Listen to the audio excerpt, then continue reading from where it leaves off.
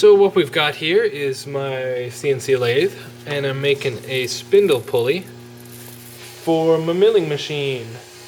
All part of a huge upgrade process I'm going through right now. So sometimes these chips get flinged around and get caught on here. No big deal, that's why I've got this splash guard. I don't have my flood coolant on right now, so I'm stuck with a squirt bottle and me going ch-ch-ch. But it's warm, but it's not hot.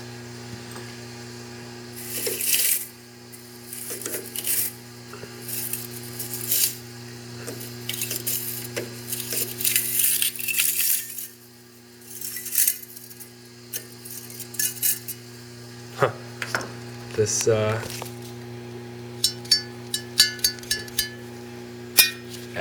didn't quite cut far enough. I might go back in there sort of manually with the tool and chamfer that off. That's so cool. So thin. Yeah, I can actually break it off.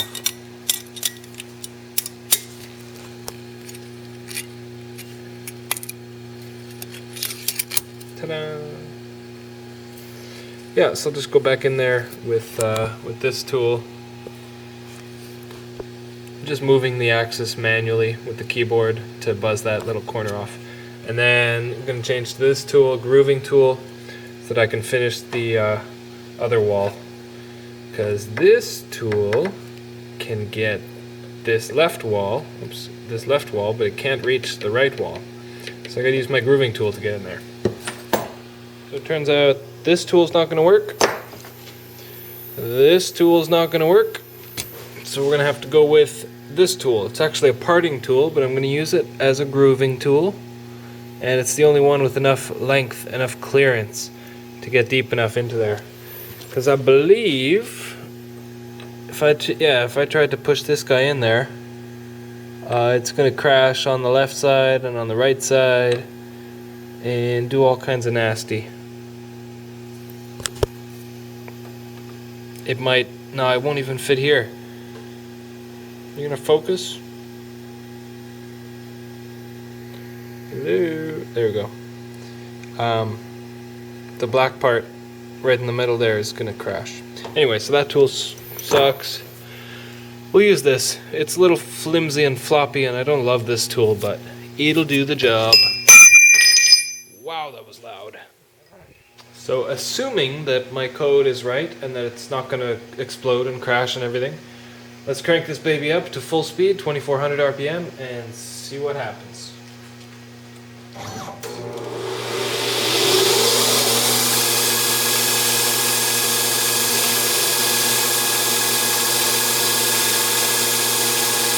Yeah, it's speeding painfully slowly at 2 inches per minute. That's probably slower than it needs to be. No, it's good now, actually. When it's actually making a cut, it 2 is a good number, but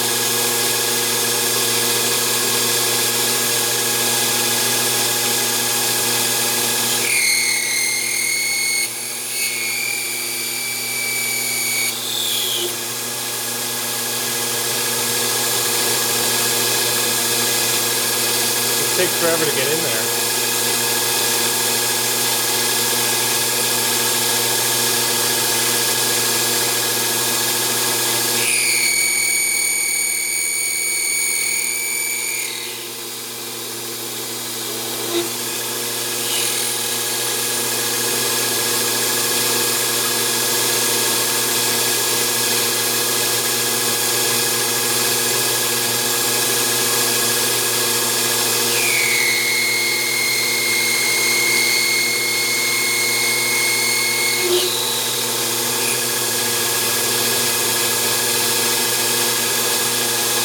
That works okay.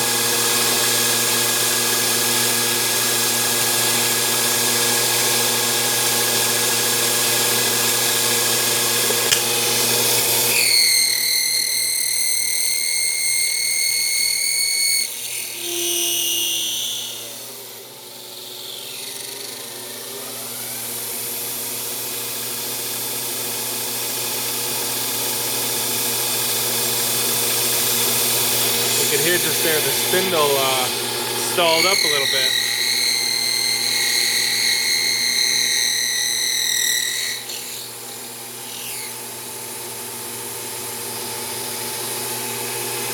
I think that's about it.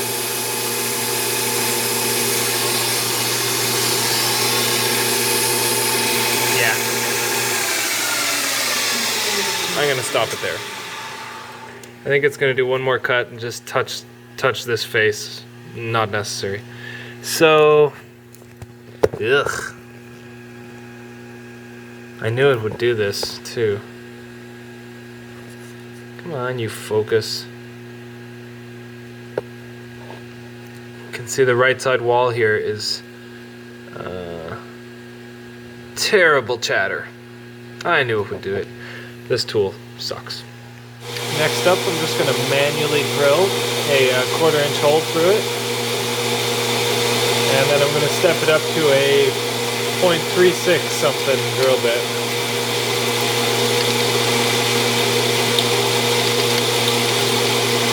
Turn it down to 720 RPM. Hit S on the keyboard and the spindle turns off.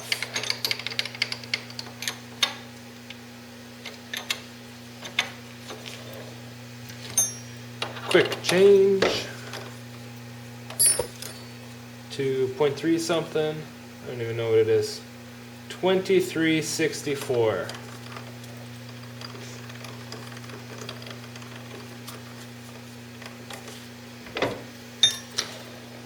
Back up close. Lock it down. Hit S. Like butter.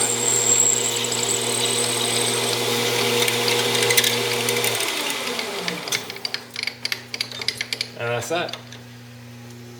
So that's the finished pulley.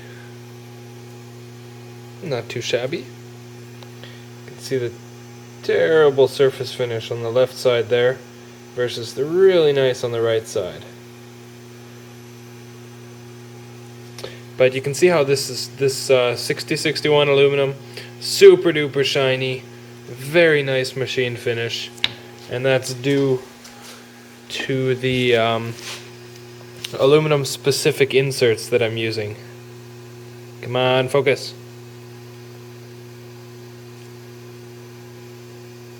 Anyway, these silver super shiny positive rake inserts I got from kbctools.com. They're called AK inserts by Triumph, I believe. They're awesome. And they make super shiny parts. So I got one more pulley to make. Basically, there's a before and after for you. Big difference. And the next pulley I have to make starts out from this guy. A lot more metal to remove. Man, I thought this one took long enough.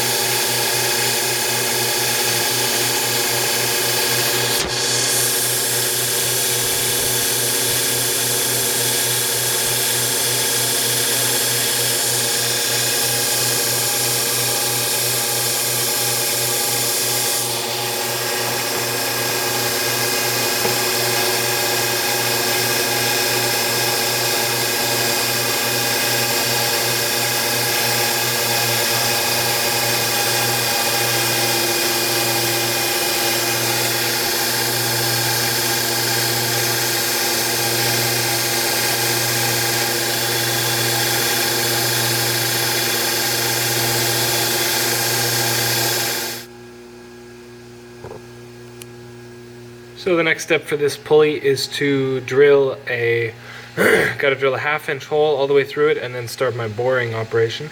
So I'm just going to spot drill it with a big 1/2-inch spot drill here. Hit S. I turn the RPM down to about 1200.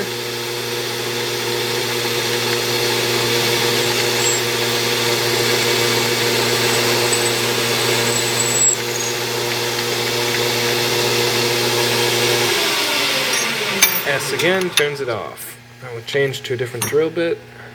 After the pilot drill, I did a 1/4-inch drill bit through at 1200 RPM, and now I just turned it down to about 720, and I'm going to use a 1/2-inch parabolic flute drill bit. We'll see if it works.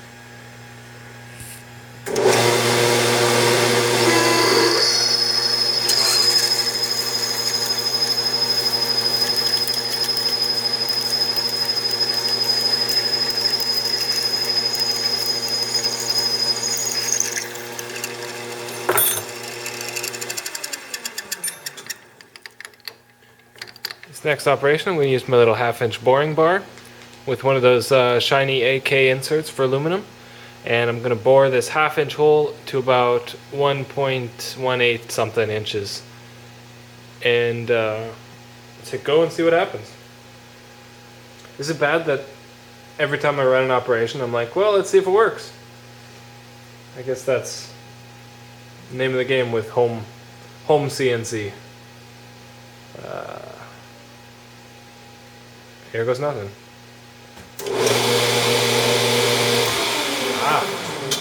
Before I forget, I gotta turn up the RPMs again.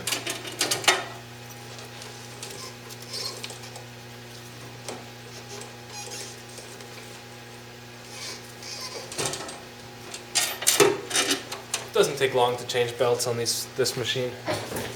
5-10 seconds max. Okay, stop, rewind.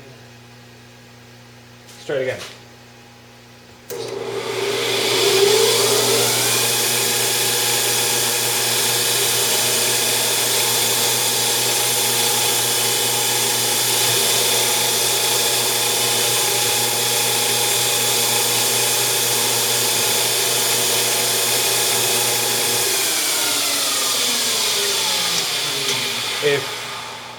If you'll notice, it seems to be just cutting air, and that's because I forgot to re-zero it against the face, because the last operation I shaved off about this much from the end, so it's thinking that the end of the part is still this far out. So no big deal.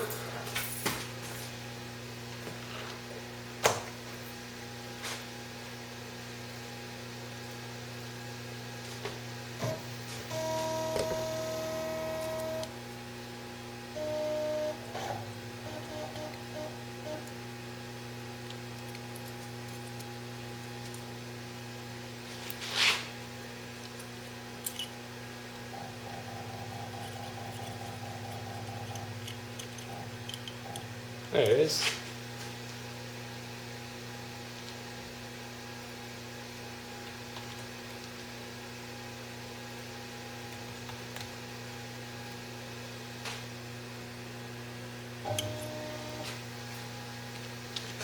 Let's try that again, shall we?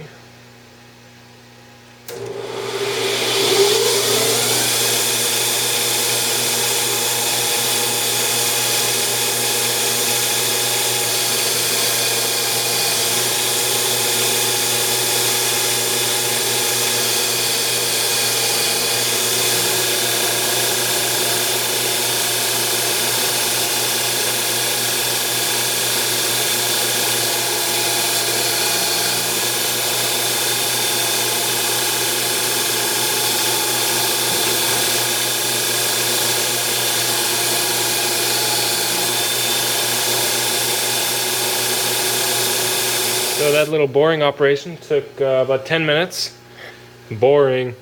And so far we're at 37 minutes for the whole part.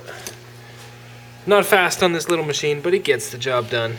So the boring turned out, it was going really good until the very end. Focus. Where I got wicked chatter on the finish pass. Come on, camera, focus.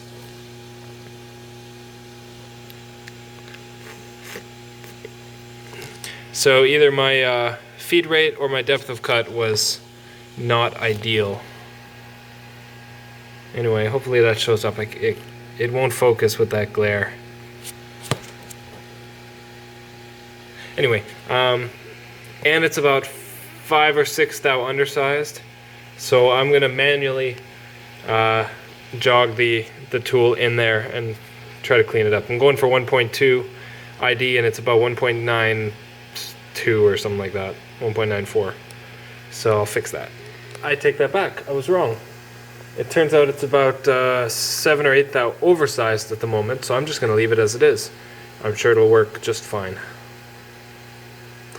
So next operation, I believe, is to take it out, flip it over, and start again on the other side. One thing I really try to make a point of doing when doing lathe work is to make sure that the tool won't crash into the chuck. These teeth here are the chuck jaws. There's my tool. And notice how I have the workpiece spaced out right in front of my finger. It's not flush all the way back because I want to be able to scrape all this ugly off and still travel a little bit before hitting the chuck. So I just spaced it out a little bit. So I moved the tool to just past the part. That's as far as I need to go. There's still lots of breathing room. And I look at my code and I see that Z negative 0.897 is the farthest that it's going to go to the left. And that's coincidentally where we're at right now. So the tool is never going to move farther than that to the left, which means I got plenty. I got like 1/8 of an inch of clearance. I'd be happy with 10 thou, 15 thou. So that's plenty. So now I'm going to hit, well, first I'll hit rewind, and then hit go, and we'll turn this guy.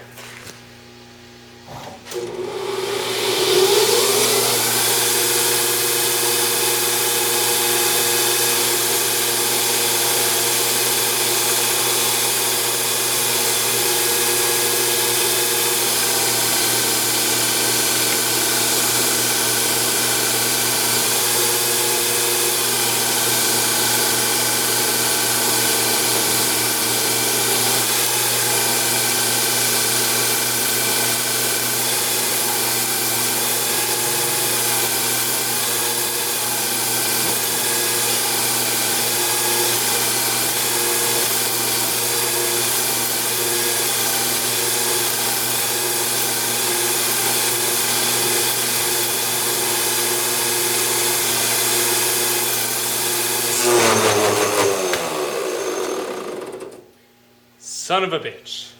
Pardon my French. Okay, what the...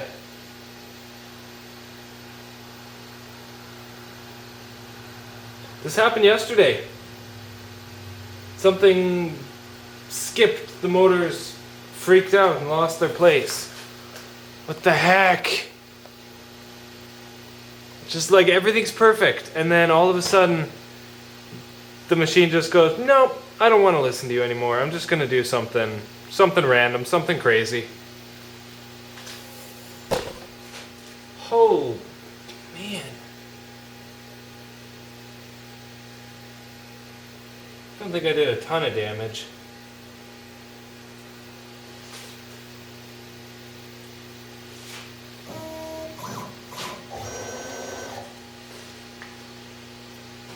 Obviously my insert is toast. The end of my part right here is toast, but that's okay, that's not really important. So the workpiece is still good. Ugh.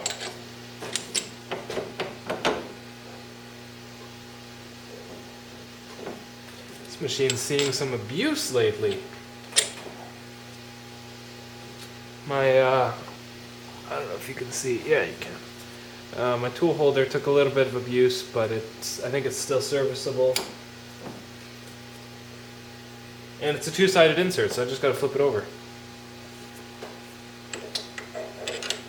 I don't know. This wasn't a problem with my code. This is a problem with my steppers or my power supply or my motor controller boards. I'm using a Hobby CNC 3-axis easy board kit, which kind of, I mean, I've been using it for 3 years, so it works fine, but it's not very good. But this hasn't been a common problem until recently. I don't know what is going on. So I guess I will just try it again. I don't know what the cause is. I don't know what to tell you. I wish I did. I wish I could change something and have it never happen again, but I'm using a brand new, or a new to me, computer. That's the only big difference in my setup. And like I said, this problem happened yesterday too. It just skips. And with CNC, I mean, every thousandth of an inch has to be calculated for, and if it's not, all hell's gonna break loose. Yeah. Okay, I think I have an idea as to what the problem is. Now, those of you who actually know what you're talking about, or what I'm talking about, will probably laugh at me when you see this, but this is my little CNC setup. Junk, and yeah, water cooling lines. Because I noticed everything was getting super hot. So this board right here is my lathe control board, and you can see it's water cooled because I'm over voltaging the crap out of it. Well, it's rated at 42 volts. I think no, it's rated at 36. I think I'm spitting 42 into it to try to get more power and speed and stuff. And it's just overheating. The water cooled parts stay pretty cool, but this chip right here, some sort of MOSFET or whatever, it's got a heatsink on it, but even with a gloved finger, it's too hot to touch. I would burn myself if I left it on here for more than 2 seconds. And whatever that controls, it's possibly overheating and faulting and skipping or something like that. So to make this machine perfect, either I ditch this whole control board and use something that can actually support the voltage I'm spitting at it, or I turn down the voltage, which, I don't know. One day I'll figure this out. Because the machine's been on now for about an hour, it's been used. Like I said, that part is super hot. I bet you that's what's happening. Now, it's been like this for 2 years or something. So, it's nothing new, but the problem is kind of new. At least that I'm noticing. I don't know. That could be it. So I'm just going to re-zero it. I got the insert flipped over, as you can blurrily see. Going to re-zero it on the face of the part, and then see if my X is zeroed on the edge, and blah blah blah blah blah. Hope this isn't too boring.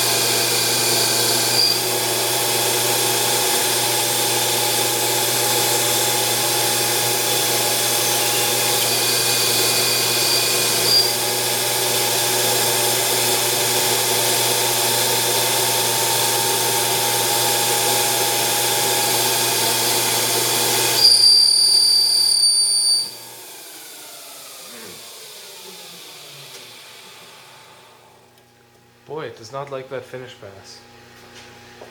I even tried faster this time. So I figured out the reason for the chatter on that last pass. I noticed it's all gone now because I went in again kind of manually and and you know, redid it. This is my boring bar. It's sticking out about 1.5 or so inches, maybe a bit more. It's a little long, I guess, for a 1/2 inch bar, and it tends to chatter and wiggle. So to make the shiny pass, I imagine the screwdriver is the tool. I fed in like this to do the finish pass. But the program that I was just doing is like an ID facing program. So it goes in from the center and then out and then out. In, out to the diameter, and then pulls out. So this particular tool with sort of a long sticky outie pulling out at a very shallow depth of cut on the finish pass is what caused all that chatter. But if you feed in, then it works a lot better. That's all. But yeah, I guess this part's done now. Just check my notes. Don't leave that in there. So these are my notes. Run code 02, flip bar, run code 03, bore. And then I got to drill a hole on the milling machine. No. What? I don't know. Oh yeah, I do.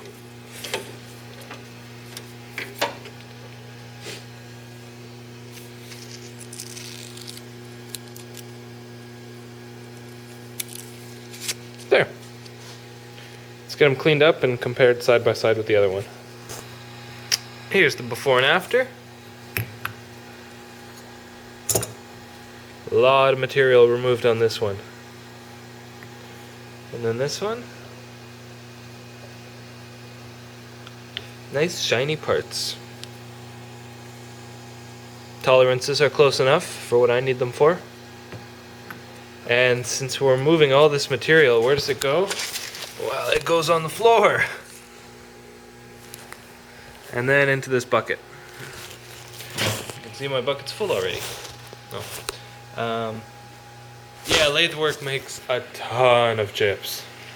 You can see I had to cover up all the tools the end mills that I usually keep here. Such a mess. This gives me a good excuse to clean it all up. See all this junk, junk, junk, junk, junk. Junk, junk, junk, in there.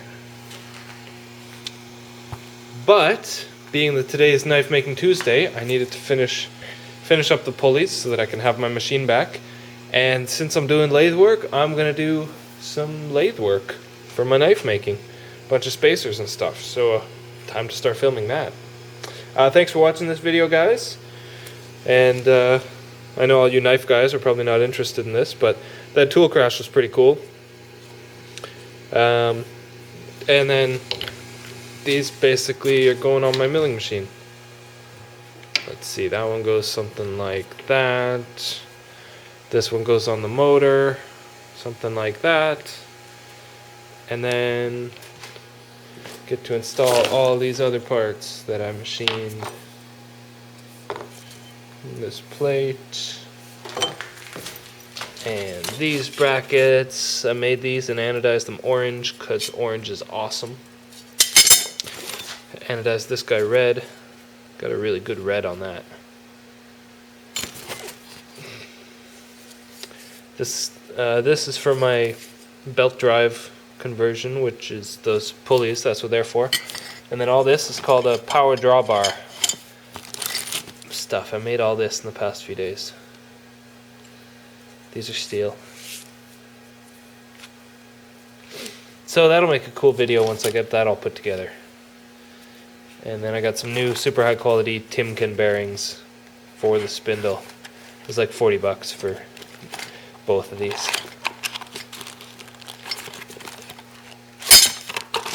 Yeah, needle roller bearings, taper roller. So, thanks for watching, guys. Take care. See you next time. Well, there's something I haven't seen in a long time. My workbench. Got all those chips cleaned up. Took like half an hour, 45 minutes. Got the lathe pretty much cleaned up. Still got to clean up some of this junk. Figure out which tools I use most often, which is almost all of them. Okay, one more thing. Last thing I did to my little pulley was I machined that little circle hole pocket thingy. And what that does, this is my motor plate. I put a button, spring-loaded button. Pretty cool. So this will go in here. Notice the hole, notice the thingy. And when I push the button, that'll drop into the hole and prevent this from rotating. So that I can screw things down onto it and unscrew, and the whole spindle doesn't rotate. So all I have to do is push that button to do that. Pretty cool.